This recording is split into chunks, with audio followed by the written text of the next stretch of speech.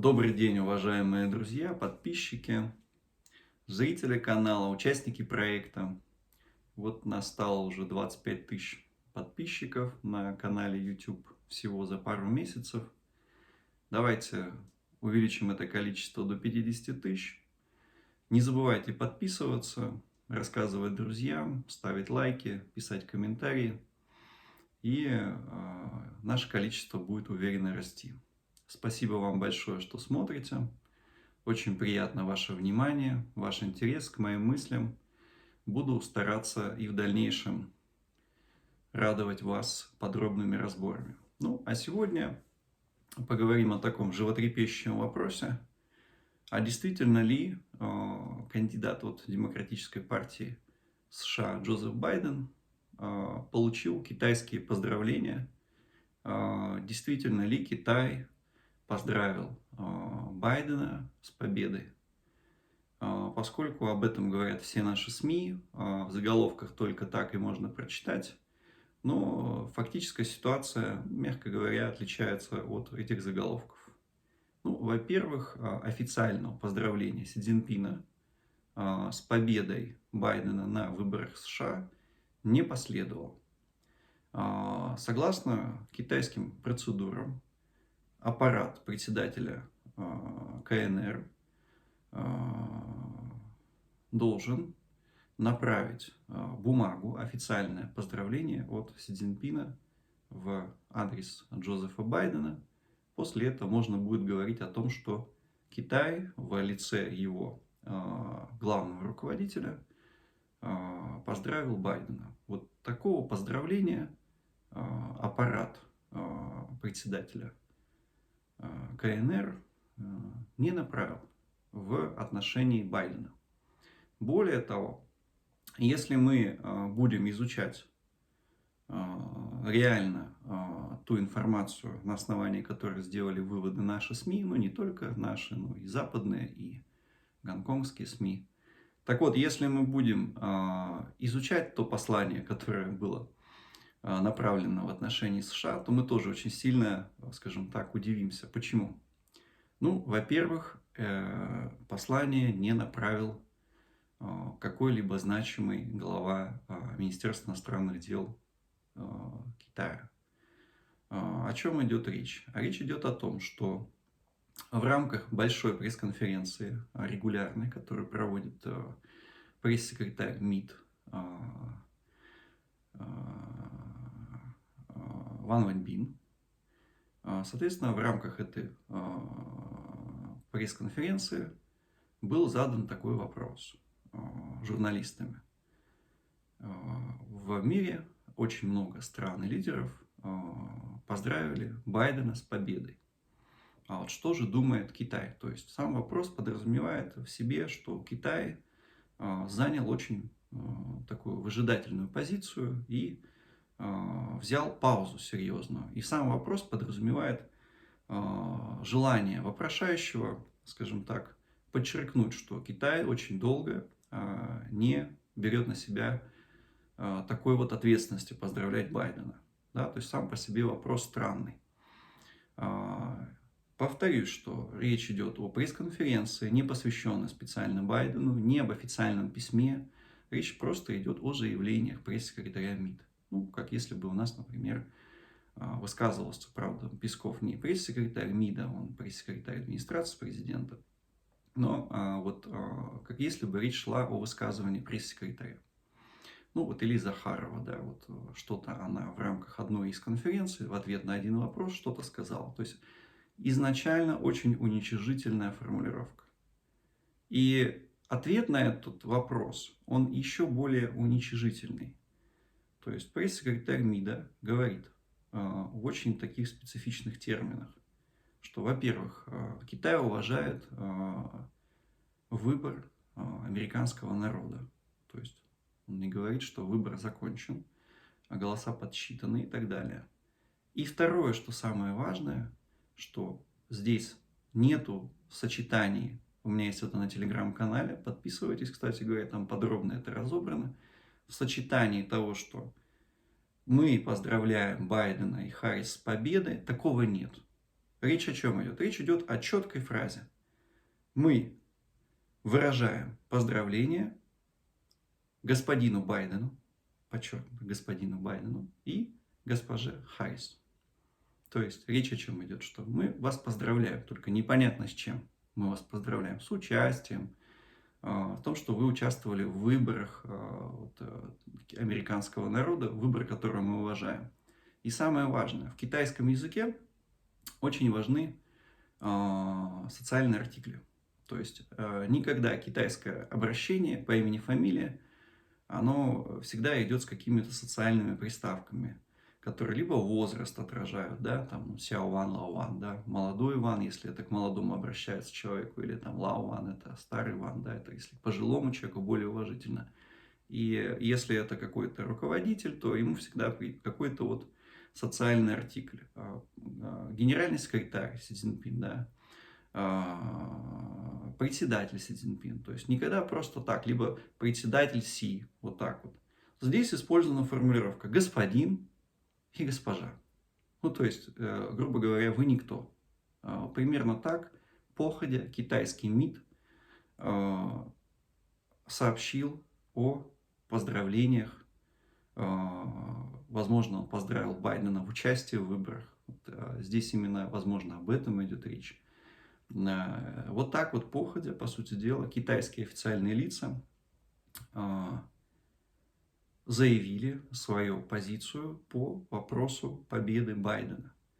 Это в высшей степени унижение, это унизительное заявление для американской стороны. Байдена никто не назвал, поздравляем президента Байдена и вице-президента Харрис. Да? Более того, МИД добавил, что в то же время мы понимаем, что результат выборов будет определен согласно законодательству и американским процедурам. То есть китайский МИД не только сказал, что, извините, выборы еще не закончились, голоса не подсчитаны, но китайский МИД крайне унизительно сообщил Байдену и Харрис свою позицию и видение процессов, которые происходят в США. Это унизительное обращение, походя, вскользь. Ну и правда, что действительно похоже, что вы так просили нас что-то сказать в ваш адрес. Ну вот по вашим многочисленным просьбам, господин Байден, госпожа Харрис, ну, так и быть, мы вас поздравляем в рамках походя пресс-конференции от низового чиновника МИДа.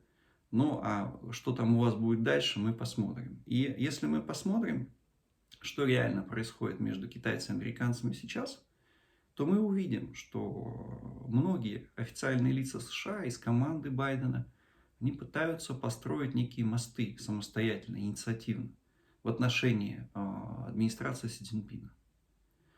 Почему они так делают? Ну, мне кажется, что вопрос на поверхности. Байден был крайне нелицеприятен в отношении лично Си Цзиньпина. Это Си Цзиньпин простить не может. Достаточно вспомнить отношение Си Цзиньпина к группе издателей гонконгских, которые пытались про него издать какую-то книжку в неблагоприятном свете его изобличающем. Их вывезли из Гонконга на материк и судили всех. Причем на камеры центрального телевидения не плакали. Вот так Си Цзиньпин относится к личным оскорблениям. А я напомню, что Байден в рамках своих выступлений назвал Си Цзиньпина головорезом. Сказал, что в нем нет ни капли демократии. Я по большому счету, переводя на русский и китайский языки, я тебя посажу в Гааге и буду судить международным трибуналом, как Саддама Хусейна в клетке. На такое, конечно, очень сложно забыть. И в США это понимают прекрасно. И ищут какие-то контакты сейчас не с либеральным блоком, который и так готов любую кость принести, а вот именно с Си Цзиньпином. Да? Потому что все-таки, возможно, какие-то будут встречи, и саммиты, и так далее. И будет очень некрасиво, если торговая война, которую Байден собирается прекратить с Китаем, вот она не прекратится по инициативе китайской стороны. Причем будет играть очень неприятный личный фактор. Ну, вот, а теперь, значит, очень важный момент, а, который касается вообще будущего Китая при Байдене, да. Значит, ну, очевидно, что Байден, по большому счету, это является ставленник Обамы. Вся его администрация, все, что нам известно сейчас, потенциальные руководители, это все бывшие сотрудники администрации Обамы, начиная от Джона Керри и заканчивая всеми сотрудниками национальной безопасности. Это и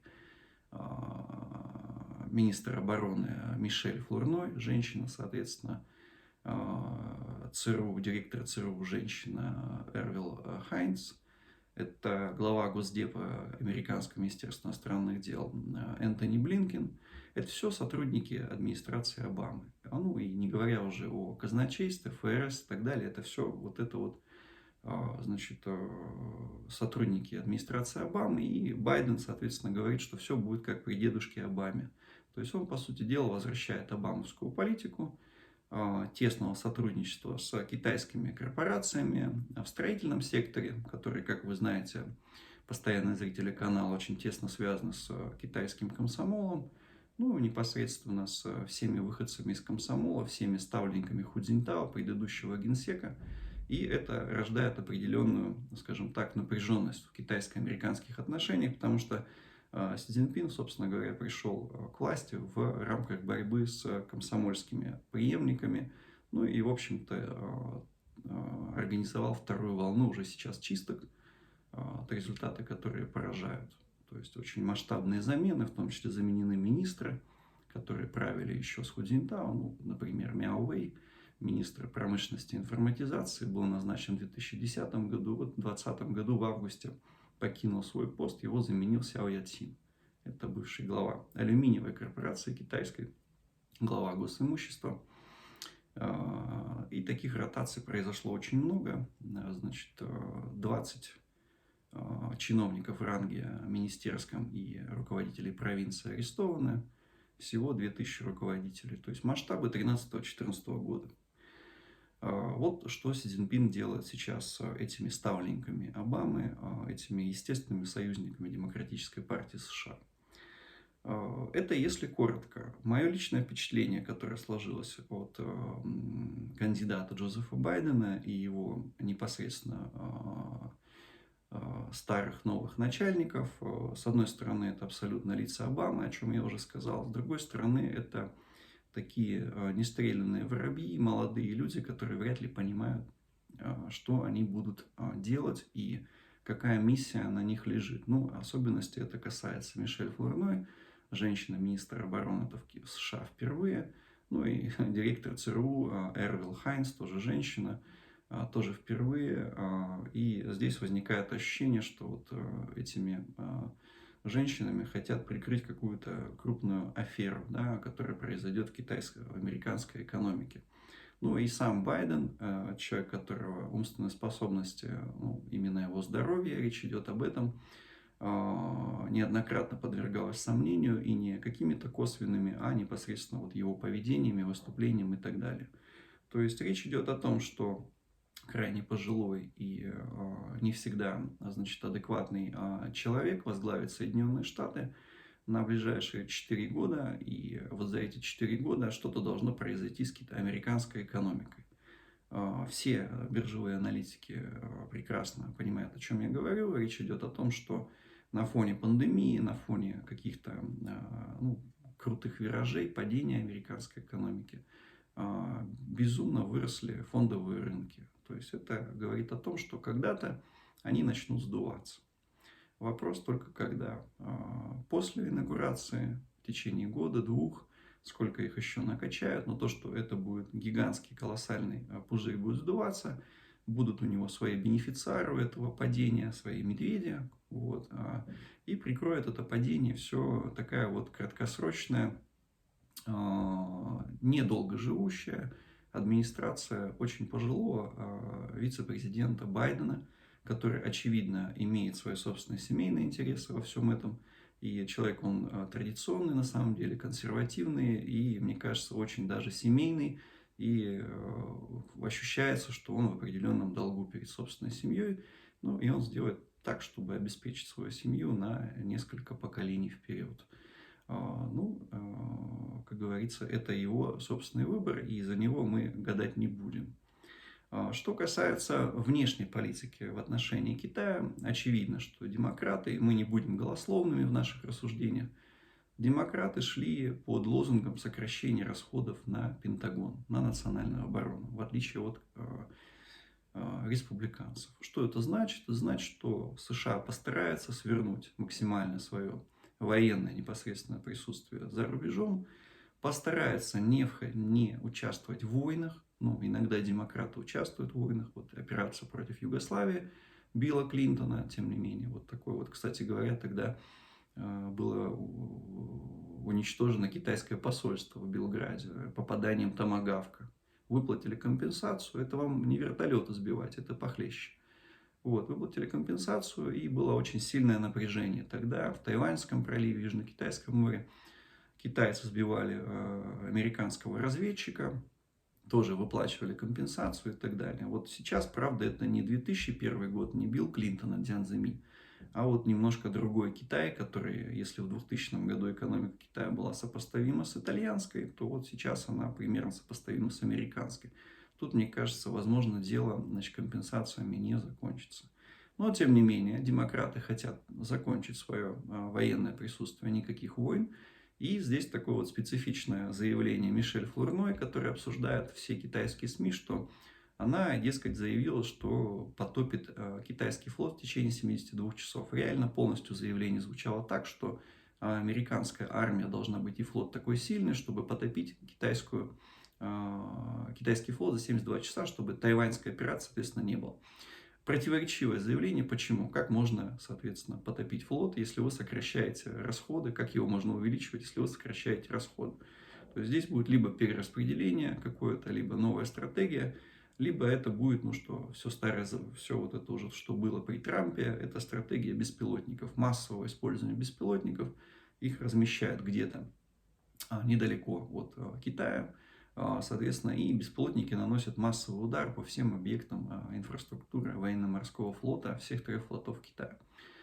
Вполне реалистичный сценарий. Мы видим, что беспилотники активно применяются, но Китай имеет свою стратегию в отношении этого. Эксперты китайские считают, что Китай должен в случае варианта такого развития событий нанести превентивный удар по базе беспилотников США. Что это значит? Китайцев загоняют в угол, заставляют их действовать как японцев, которые были вынуждены для того, чтобы они понимали, что США так или иначе вступит в эту войну, уничтожит Японию, но чтобы оттянуть срок от уничтожения, был нанесен превентивный удар по Пёрл-Харбор. При том, что многие говорят, что Рузвельт знал об этом. Здесь то же самое. Здесь, скорее всего, китайцы будут вынуждены наносить превентивный удар, вынуждены будут вести какую-то операцию военную в Тайване. Но, опять же, это зависит от агрессивности поведения администрации Байдена. И самое главное, вот это пункт 2 по поводу внешней политики, сокращая расходы на оборонку, перекладывается ответственность на союзников. То есть это будет зависеть от операции в Тайване, вообще война какая-то, да, которой в одном из роликов я говорил, потому что Китай к этому готовится, и готовится не только на уровне заявлений, но и на уровне создания определенной инфраструктуры, прежде всего усиления частей морской пехоты, создания современных ВМС, создания средств десанта и так далее. То есть, и здесь будет все это зависеть от поведения союзников Соединенных Штатов, на которые обычно ставят демократы. А республиканцы действуют через собственную армию, демократы действуют через союзников. И как себя будет вести Япония, как себя будет вести Южная Корея, Вьетнам, насколько он захочет разорвать те новые связи масштабные с Китаем экономические, которые сейчас появились. Вот это очень много зависит. Зависит очень много от поведения Индии. И в связи с этим все понимают, что вот если и будет какая-то операция, да, тайваньская, со стороны Китая, за Тайвань вступится, возможно, каким-то нерегулярным парамилитарным способом гибридная война со стороны Южной Кореи и Японии. И если они вступятся, то, конечно, тайваньские, китайские последствия будут гораздо более болезненные, чем если бы они не вступились. Но именно в связи с этим сейчас идут очень активные переговоры между Японией и Южной Кореей. И именно в связи с этим китайцы, они очень любят бить по слабым звеньям, например, в отношении четырехстороннего союза Quad. Они бьют по Австралии как самому слабому звену из Индии, Японии и США. Вот здесь они будут бить по Южной Корее. В связи с этим сейчас министр иностранных дел Ван Yi направился в Южную Корею, соответственно, Си Цзиньпин, чтобы проработать визит Си Цзиньпина в Южную Корею. То есть, как говорил Сунь Цзы в своих способах войны, замыслы, если не удается разбить, нужно разбить союзников. И союзников разбивают по слабому звену. Ну вот слабое звено — это Южная Корея в этом во всем. С Тайванем очень сложно что-то сделать. Это такой уже не субъект, а объект американской политики.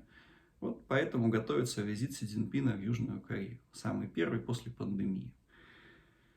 Соответственно, первая встреча с международного характера у японцев произошла вот между Суга, новым премьер-министром Японии, и главой разведывательного ведомства Южной Кореи. То есть вот здесь комбинация очевидная выстраивается. Позиция России, ее здесь нету, это не наш конфликт. Хотя, конечно, у нас уже были совместные учения с Китаем, и морально, технически и так далее, конечно, я думаю, что наше руководство поддержит в этом случае Китай.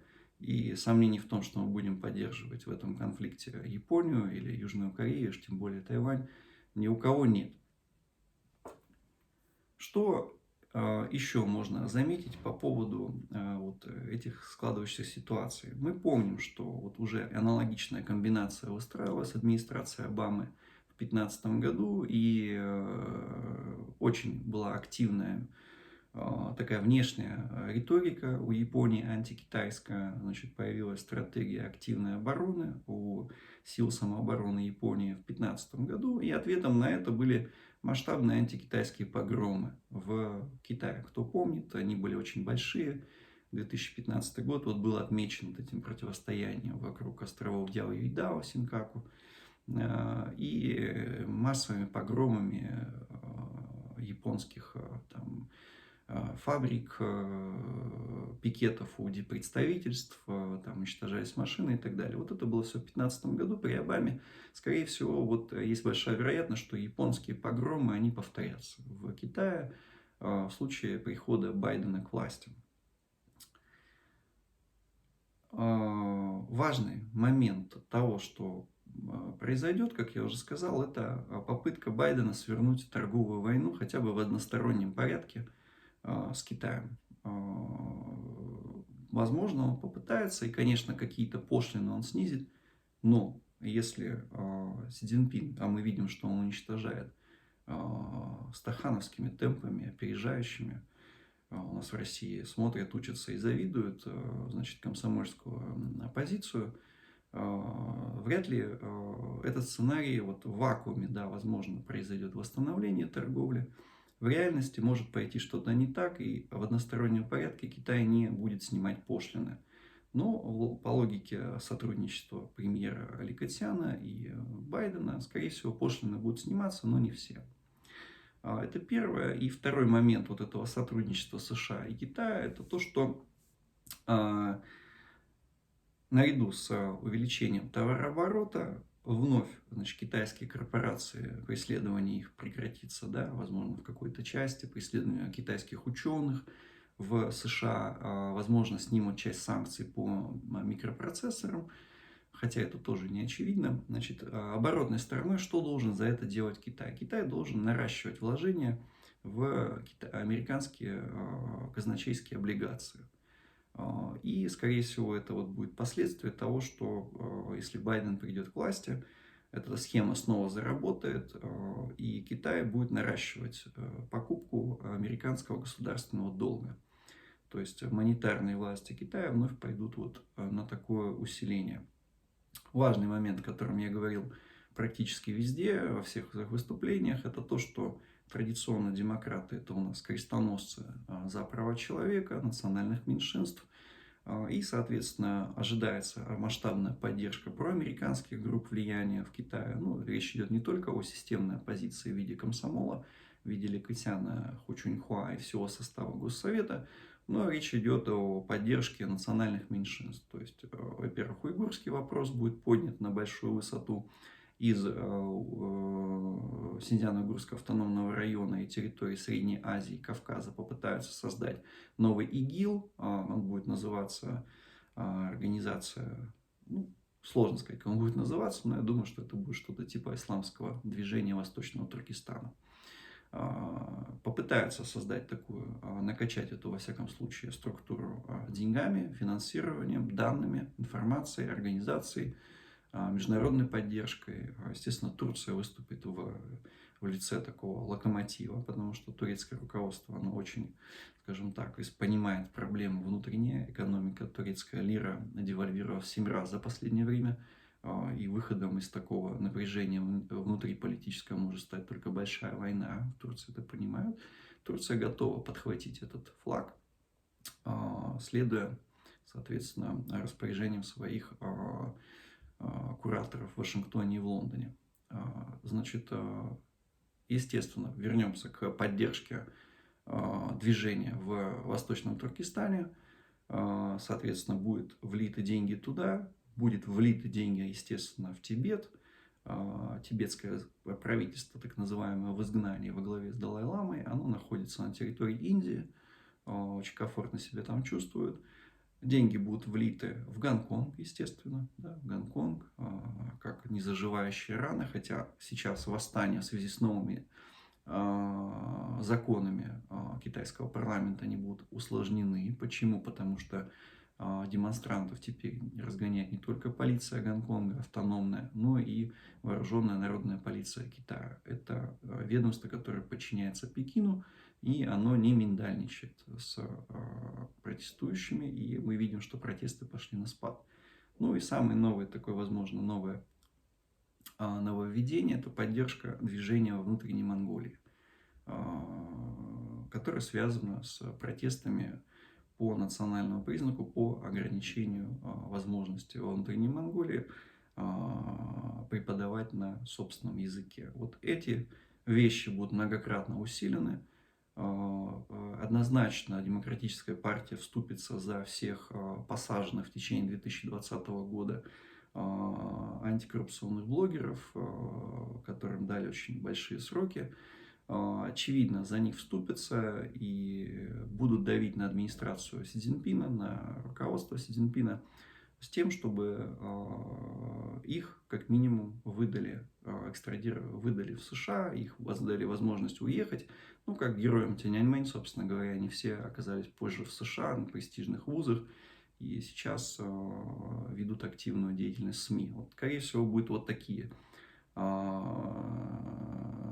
направления политики.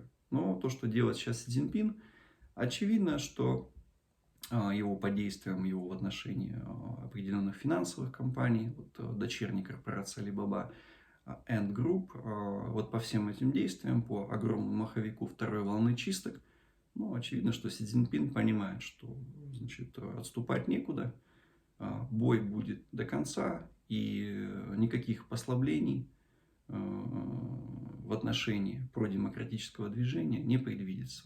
То есть, как всегда, радикализация внутриполитической повестки в Китае и усиление взаимодействия Китая как следствие с Россией, в том числе и координация во внешней политике многократно усилится. Спасибо большое. Что вы думаете по этому поводу?